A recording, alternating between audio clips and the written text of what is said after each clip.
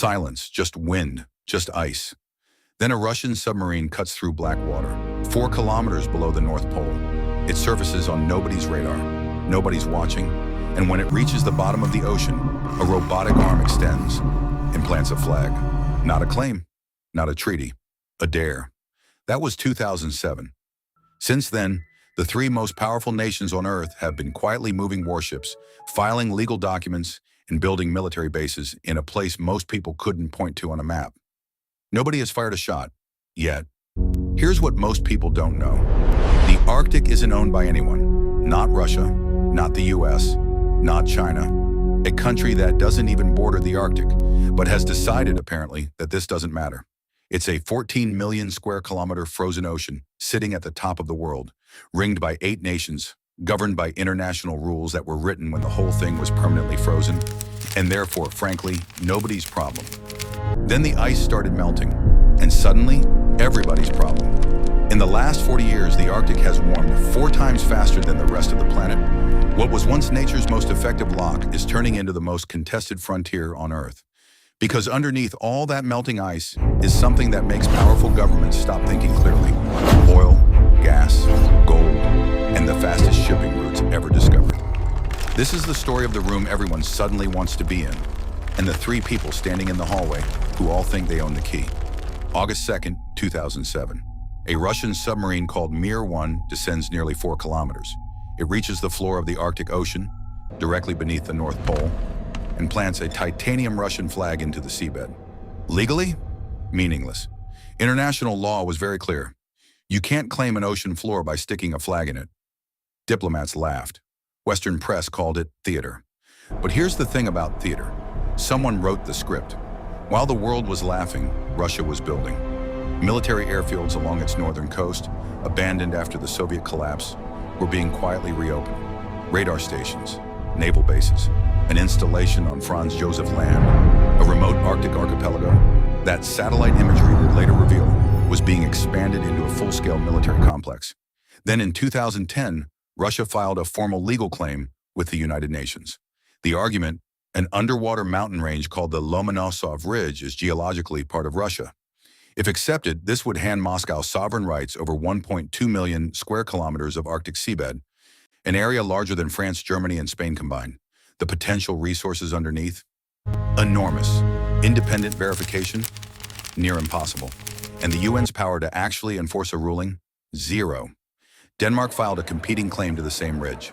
Then Canada did too. 3 countries. 1 underwater mountain range. No referee with any real authority. The dispute is unresolved to this day. Now here's where it gets strange. China has no Arctic coastline, no historical presence there, no legal standing under international law to make any territorial claim whatsoever. So in 2018, Beijing did something quietly audacious. It published an official government document, a white paper, and in it, China described itself as a near-Arctic state. Read that again. Near-Arctic state. That phrase has no legal definition. It exists nowhere in international law. China invented it, published it in an official policy document, and waited to see if anyone would push back hard enough to make it matter. They didn't. Since then, China has built icebreaker ships. It has invested heavily in Arctic shipping research. It has been in talks with Russia about what Beijing calls the Polar Silk Road, a new trade route running across the top of the world. And in October 2021, for the first time in history, Chinese and Russian naval vessels conducted a joint Arctic patrol. Think about that for a second. A country with no Arctic border, running military patrols in the Arctic, with the country that does have an Arctic border and is currently in a geopolitical standoff with the West. Whether this is purely economic ambition or long-term strategic positioning, analysts genuinely disagree. But the question worth asking isn't what China says it's doing. It's what China will be capable of doing in 20 years if the current trajectory continues. The United States has 2 operational heavy icebreakers. Russia has over 40. For years, American Arctic policy was described, not by critics, but by the Pentagon's own analysts, as under-resourced and reactive.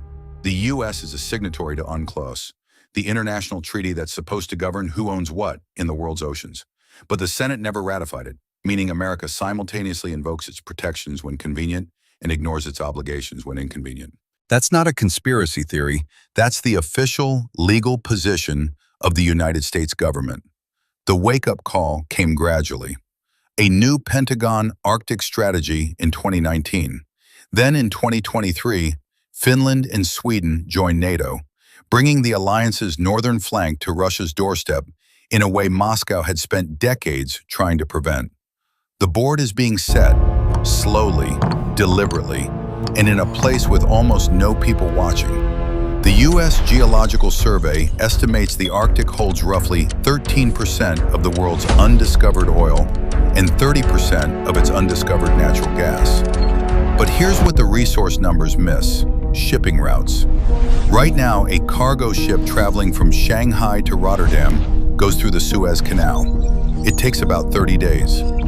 The Northern Sea Route, running along Russia's Arctic coast, cuts that to 20 days and eliminates the choke points of the Middle East entirely. Whoever controls that route controls a meaningful percentage of global trade flow. And as the ice retreats, that route becomes viable for more of the year, every year. Now ask yourself, what would you do if you could see, clearly and in advance, that a new Panama Canal was forming, and you had a 10-year head start on everyone else? That's the calculation being made in Moscow, in Beijing, increasingly in Washington. 4 million people live in the Arctic. Indigenous communities, the Inuit in Canada and Alaska, the Sami across Scandinavia, the indigenous peoples of Siberia, have called this region home for thousands of years.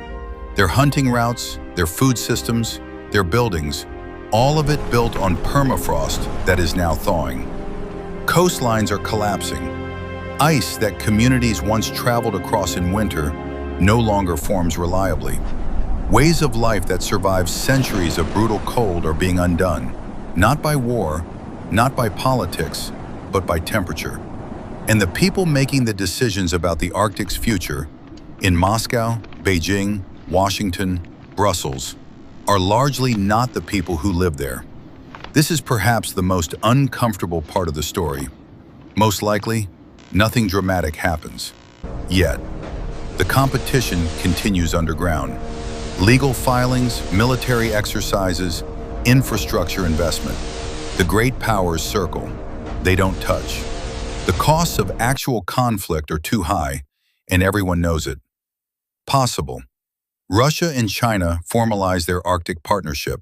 The Northern Sea Route becomes, in practical terms, a Sino-Russian toll road. NATO's northern flank becomes the defining strategic pressure point of the 2030s. Low probability, but on the table. Something goes wrong. A collision between naval vessels in contested waters. A resource extraction operation that one nation decides to physically obstruct.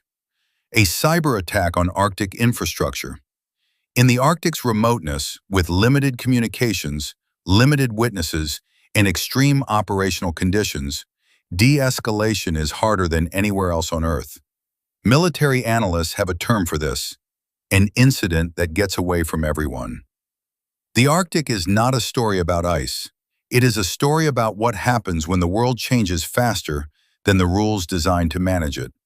The Antarctic Treaty, the most successful example of international cooperation over a resource-rich frontier, worked because Antarctica has no permanent population, no adjacent great power coastlines, and no shipping routes worth fighting over. The Arctic has all three. What happens here in the next 10 to 30 years will answer a question that matters far beyond this one region. When the rules stop fitting the world, who decides what the new rules are? And perhaps more importantly, who gets left out of that conversation entirely?